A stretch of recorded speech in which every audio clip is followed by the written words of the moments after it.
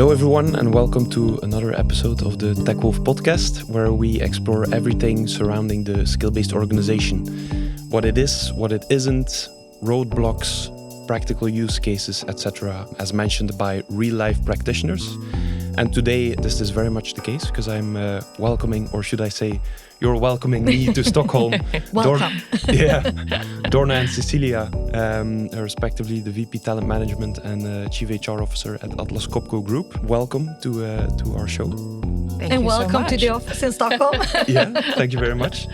I'm very excited for this interview because obviously you've been on a very practical journey with skills so far, and we're going to dive into it today later on. But first, I want to start, as I start every episode and as is tradition on this podcast, by asking you the question of the previous guest on the podcast. Mm-hmm. And this was Joseph Fuller, a professor at Harvard Business School. Mm-hmm. And his question was, and it's a very extensive question, so bear with me, was how do you think a flowing or reversal of globalization and forces that begin to constrain labor market participation or labor force growth in your markets, how do you think that should be responded to by state-of-the-art HR functions? Well, that's a difficult one. First and foremost, I would say it's all about staying true to your values and what you believe in, irrespective of the labor market shifts. State-of-the-art HR functions should, in my view, focus on building workforce resilience and adapting to a local-for-local strategy where feasible. And this involves investing in upskilling and reskilling talent and strengthening hiring pipelines. I fully agree. And maybe I just add that HR should also be in the forefront when it comes to embracing technology like AI and workforce analytics to really optimize talent deployment and planning. So agility, local empowerment, and long-term talent development will really be essential to thrive in a more fragmented global landscape. Yeah, absolutely. And mentioning AI and workforce and the way that HR should adapt, obviously here we're talking about the skills transformation. And I want to zoom out for a little bit first and ask the very basic question: what is a skills-enabled organization for Atlas Copco Group?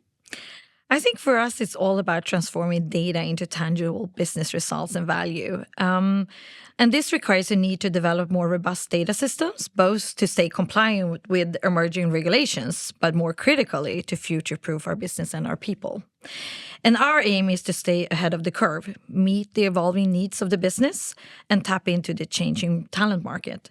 And this requires a focus on skills. What skills do we have and what skills do we need? And how do we then close the gap? Yeah, and I'll build on that. I would add that we see skills really as one objective criteria for making informed and data-driven talent decisions, so not the only criteria. And that's why it's important for us to put skills into perspective and not treat them in isolation when we speak about a skills-enabled organization.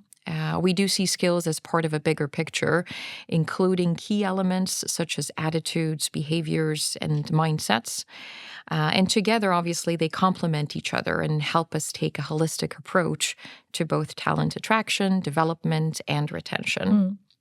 We actually got some pushback initially from key stakeholders internally in the very early days when we referred to going skills first, as the interpretation of that could be that nothing else really matters and that we were walking away from core beliefs such as hire for attitude and train for skills. And this was naturally not the case, and the feedback helped us focus the communication and the storytelling around taking that holistic and data-driven approach. Interesting. Yeah. Interesting to hear the initial pushback and the way that you dealt with that. It also leads me to my next question, which is often a question that once embarking on skills gets asked by the business or other stakeholders. It's why now? Why the skill-based organization now for Atlas Copco Group? Could you speak to that a little bit? Sure, I'm happy to do that. So I think the first key reason is that business needs are changing, and they are changing more frequently and more significantly than ever before. So to keep pace, agility is essential. And by understanding the skills of our people, we can be more proactive and agile, ensuring that we are targeting reskilling, upskilling, and recruitment with more precision. Secondly, we recognize that, of course, employees bring unique and often diverse skill sets. So understanding both role-specific but also broader transferable skills helps us view employees not just in terms of their current role and the skills that they have today, but also in terms of their potential to grow new skills and take next steps within the organization. Another important point is, of course, increasing visibility of internal opportunities. We naturally want our talent to stay with us, to grow with us, and to take on new roles within the group. And for that to happen, we need to be more transparent about career paths, and not just the traditional vertical paths, but also the lateral ones that really help build a portfolio of diverse experiences. And then lastly, becoming skills enabled will, of course, allow us to access a broader and more diverse external talent pool as well, ensuring that we attract the best candidates for the roles that matter the most for our business success. Yeah, very clear. So enough reasons to embark on this, I hear. Indeed. So with that, those obvious triggers being true to begin with this journey, I want to then also give our listeners an understanding of how did you get started? It's a question we often get. How do you even get started with a skills journey if everybody's aligned that it's important? So maybe Cecilia, starting with you, how did Atlas Copco Group started on this journey? Yeah, it's a good one. For us, the journey started with a focus on people analytics, actually, a few years back, to ensure we have quality data to help us make more informed people decisions across the employee life cycle. And I think we have spent the last few years, actually, and still ongoing, of course, to clean data. It's not the most engaging activity, maybe, but a needed one as an enabler for actually spotting the business problems to solve based on data. So our people analytics insights revealed some clear pain points for us to address, where we felt skills could be part of the solution. So simultaneously, we built an awareness and understanding of how to leverage AI to map and measure skills. And skills are not new, but AI technology to map skills to jobs and skills to people is. And that is a game changer that made us jump on the skills journey. And if I may, I would just also highlight that the start of our skills journey goes very much hand in hand with our broader efforts of increasing transparency towards our employees. And this includes a redesign of our job architecture as the foundation for jobs and skills governance. A skills-enabled job architecture really helps us not only to be compliant with regulations such as the pay equity directives, but to also move beyond compliance to boost employee engagement through increased transparency. Yeah. And an important point, of course, is that it all ties back to the business. So I wanted to ask you as well, very consciously, what are the business challenges you're trying to solve for with this journey? As a large global group with over 55,000 employees across more than 70 countries, we consistently have many open positions to fill. However, filling key roles, and particularly in areas of sales, leadership, and IT, is taking longer than we would like to see. And with a 150-year history, our evolution into an industrial tech company has brought a growing demand for new skills, of course driven by shifting market needs and also technological advancements. I think another business challenge we are trying to solve for is internal mobility, which is far less across the group than we see potential for. And finally, it is important for us to address turnover, specifically for employees then who decide to leave within the first 1 to 2 years. And I think these are real challenges and real pain points, and we believe embedding skills into our key processes like talent acquisition, internal mobility, and learning and development can help us tackle them. Yeah, and that brings me perfectly to the next question, which is if we then go from the business lens to actual use cases, of which you just mentioned a couple. Can you still repeat what use cases are you focusing on? Maybe Dorna? Yeah, sure, absolutely. So based on the already mentioned business pain points then, we have decided for 3 initial skills use cases. And the first one being talent acquisition, where we aim to reduce time to hire and also improve quality of hire by implementing end-to-end skills-enabled recruitment practices. And this, of course, includes then skills-based job ads, skills-based sourcing, skills-based interviews, employees and also skills-based assessments for business-critical and high-volume roles. Second, Cecilia mentioned internal mobility, and here our goal is to provide more growth opportunities for our people, really matching employees with opportunities based on their skills, so not solely on tenure or current role. And then third use case for us is learning and development, where we are committed to equipping our employees with the skills that they need to perform in their current roles, while also preparing them for future career opportunities through more targeted and more personalized upskilling efforts. Fantastic. Yeah, these seem super common sense as use cases, and I think very powerful too. I'm curious to hear, now that you've started to bring this to practice, what has been achieved so far in this journey? Maybe Cecilia, you can start to speak to that a little bit. Yeah.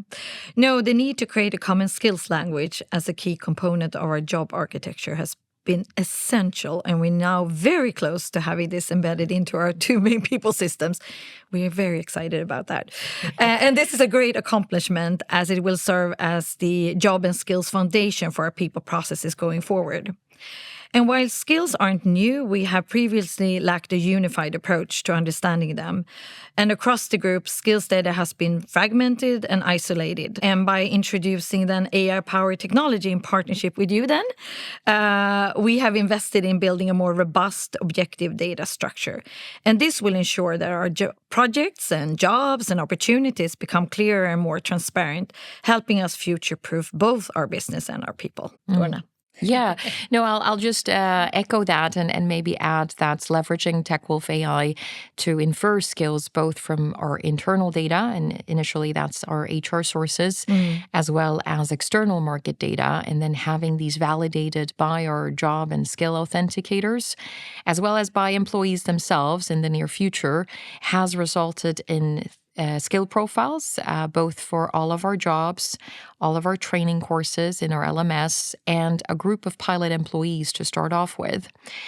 So still early days for us, but some early wins we have already seen in the TA use case specifically is that our pilot recruiters who have been sourcing talent based on skills, so both using skills in job ads, but also leveraging skills-enabled sourcing tools such as LinkedIn Recruiter, have seen both an increase in diversity of candidates as well as more qualified candidates applying and also being offered jobs with us. And of course, that's great news. Yeah, that's amazing. There's some amazing initial results, and sounds like the journey is well under its way. But I also hear a lot from people embarking with skills that there are learnings, there's ups and downs, of course. So I want to hear from you also key learnings that you want to share to our audience that might be thinking about similar journeys like these. Absolutely, and there are many of them, right, Dorna? So let me start with a few and let Dorna fill in. But I think start with the business problems and identify what problems you're solving for. I mean, this will help you create a storyline for internal stakeholder buy-in. And then I think keep it simple. Building a common language of skills and embedding it into key people processes in a highly decentralized group. It's not an easy task, so keeping it simple is essential. Should we have a validation process? Should we include proficiency ratings? I mean, well, there's a lot of complexity you can build into the process and system support. For us, the approach has been to start simple and build from there alongside the change management journey, of course, and the organizational maturity. And then before I let Dorna jump in then, I mean, pilot, learn, and then scale. Pick a few use cases where you would like to start embedding skills. These should, of course, go hand in hand with the business problems you're solving for. So pilot, learn, and scale from there. What do you want to contribute with now, Dorna? Are there any learnings left? Any learnings left? No, absolutely they are. I can only agree, obviously, with the ones shared already, and maybe add two more then. And first would be the importance of communication. So communicate. There are naturally many stakeholders in a transformation journey like this, and they all need to be on board. And it's not just about introducing skills or introducing technology. It requires really a shift in mindset. And for that, of course, communication and storytelling is key. Secondly, I'll just highlight, and this is something we share a lot of times in our communication internally, to say that it's a journey. It's not a sprint. So we all need to be patient. We're all learning as we go. We don't have all the answers from the onset, and we will need to feel comfortable moving ahead and learning as we go. And I believe this has been true both for our HR community as well as our manager community. Yeah, all right. Amazing learnings. You also decided, obviously, to partner externally with external providers, and you decided to partner with us, with TechWolf. But I think it's important for our audience to hear a little bit how you came to make that decision. There's lots of solutions out there. Often people go to conferences, leave conferences more confused than educated. So could you tell a little bit, how did our paths cross, and why did you decide to partner with us, with TechWolf? Absolutely. Well, we looked at many different providers in this space initially. And for us, one common language across systems and platforms was a non-negotiable. And we were in the situation where all of our existing partners had their own skills language. That was not transferable from one system and process to another. So TechWolf, then, you guys offered the bridge we were looking for without the need to introduce yet another platform to our employees to master. And I think it was also important for us not to just buy a skills taxonomy off the shelf, but rather really leverage on our own internal data, such as job descriptions and job ads, complemented them by external data to create a customized skills taxonomy. Yeah. Okay. And what's the current state of the collaboration? What's the progress so far? Where are we right now? Happy to answer that one. I believe we have a strong partnership in place for sure. I mean, we have frequent and open communication coupled really with a problem-solving mindset as an enabler for our collaboration, I would say. And as mentioned before, it is a journey with many stakeholders to get on board, several use cases running in parallel, where the collaboration between several external partners is really key to make our vision come true of one common language of skills applied consistently then across key people, processes, and systems. Yeah. I think you just mentioned an important piece, which is stakeholders. And I'm curious to hear, and I don't often ask this question, but what does the project team actually look like? And I think it's interesting to see for other companies how their project team maps to, for example, the way that you're approaching it. Yeah. I mean, we have a core project team consisting of a group head of reward, talent, learning, and HR ISIT. And this team meets weekly and works close to our business representatives as our skills champions and job and skill authenticators to really move the project and the use cases forward. And in addition to the project team and the business representatives, we also have pilot groups then for each of those 3 use cases that we work closely with for feedback collection. And in our decentralized structure, it is, of course, essential that we anchor and work closely together across the different layers to bring true value to our business. Yeah. And maybe, Cecilia, from your point of view as well, what does the senior leadership buy-in look like? Also important stakeholders, obviously. And can you also talk a little bit how important this has been for success? Well, of course, it's key, right? I mean, without senior leadership buy-in, we don't have a foundation for success, I would say. So as mentioned before, we aim to solve real business challenges our senior leadership team wants to see addressed. And I think that's the secret sauce. We started with the top, of course. The investment decision and the why needed, of course, to be backed up by our executive management team. And once they were on board, we continued with our presidents, ensuring that we have their voice heard when it comes to application of skills, where they see they had the most pressing pain points. And that helped us build the case around our 3 initial use cases that Dorna mentioned before. Yeah, exactly. My one but last question is the maybe an obvious one. What's next? You mentioned the past and also a little bit the present. But as we look into the future, what's next for this skill-based journey that you're on?